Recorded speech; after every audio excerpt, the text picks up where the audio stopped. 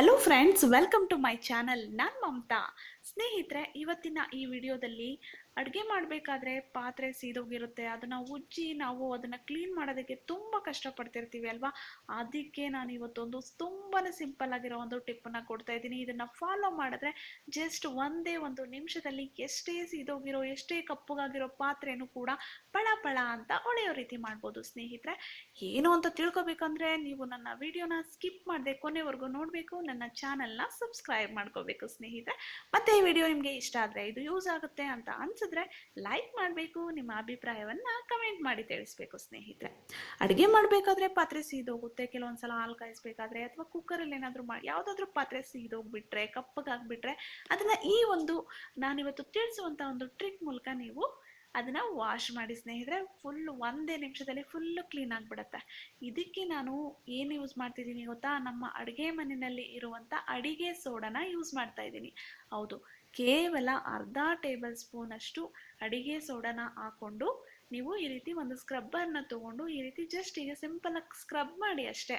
ತುಂಬ ಉಜ್ಜೋ ಅವಶ್ಯಕತೆಯೂ ಇರಲ್ಲ. ಈ ರೀತಿ ಸ್ವಲ್ಪ ಸ್ಕ್ರಬ್ ಮಾಡಿದ್ರೆ ಸಾಕು, ಅದು ನೀಟಾಗಿ ವಾಶ್ ಆಗಿಬಿಡುತ್ತೆ. ನಾವು ಎಷ್ಟೊಂದು ಸಲ ಹಾಲು ಕಾಯಿಸ್ಬೇಕಾದ್ರೂ ಕೂಡ ಪಾತ್ರೆ ಸೀದೋಗುತ್ತೆ, ಅಥವಾ ಕುಕ್ಕರಲ್ಲಿ ಏನಾದರೂ ಮಾಡಿದರೆ ಕೆಲವೊಂದು ಸೀದೋಗುತ್ತೆ. ಸುಮಾರು ಅಡುಗೆಗಳು ಮಾಡಬೇಕಾದ್ರೆ ಪಾತ್ರೆ ಸೀದೋಗ್ಬಿಡುತ್ತಲ್ವಾ. ನಾವು ಅವಾಗ ಇದನ್ನು ಹೇಗೆ ಕ್ಲೀನ್ ಮಾಡೋದು ಅಂತ ತಲೆ ಕೆಡಿಸ್ಕೊಳ್ತೀವಿ. ಅದಕ್ಕೆ ತುಂಬ ಟೈಮ್ ಹಿಡಿದ್ಬಿಡುತ್ತೆ. ಆದರೆ ಈ ಟ್ರಿಕ್ಕನ್ನು ಫಾಲೋ ಮಾಡಿ ನೀವು.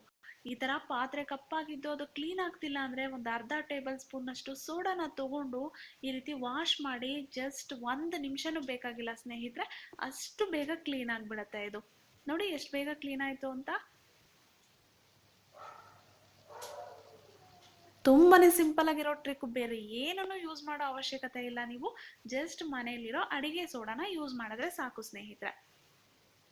ಎಷ್ಟು ಸಿಂಪಲ್ ಆಗಿದೆ ಅಲ್ಲ, ನಿಮಗೆ ಆಶ್ಚರ್ಯ ಆಗ್ತಿರ್ಬೋದು. ನಿಮ್ಮ ಮನೇಲಿ ನೆಕ್ಸ್ಟ್ ಟೈಮ್ ಏನಾದರೂ ಪಾತ್ರೆ ಸೀದೋಗ್ಬಿಟ್ಟಿದೆ, ಕಪ್ಪಗಾಗ್ಬಿಟ್ಟಿದೆ ಅಂತಂದರೆ ಈ ಟ್ರಿಕ್ನ ಫಾಲೋ ಮಾಡಿ, ನಿಮಗೆ ಗೊತ್ತಾಗುತ್ತೆ. ನಂತರ ನನಗೆ ಕಮೆಂಟ್ ಮಾಡಿ ತಿಳಿಸಿ ಸ್ನೇಹಿತರೆ. ನೋಡಿ ಎಷ್ಟು ಕ್ಲೀನ್ ಆಗಿದೆ ಈಗ.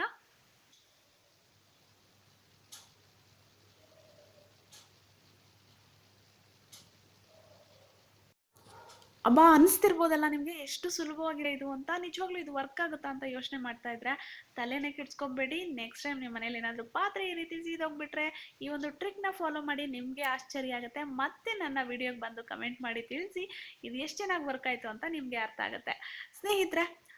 ಮತ್ತೆ ಹಾಗೆ ವಾಪಸ್ ಹೋಗಬೇಡಿ, ನನ್ನ ವಿಡಿಯೋನ ಲೈಕ್ ಮಾಡಿ, ಮತ್ತು ನನ್ನ ಚಾನಲ್ನ ಸಬ್ಸ್ಕ್ರೈಬ್ ಮಾಡದೆ ನೋಡ್ತಾ ಇದ್ರೆ ಸಬ್ಸ್ಕ್ರೈಬ್ ಮಾಡಿ.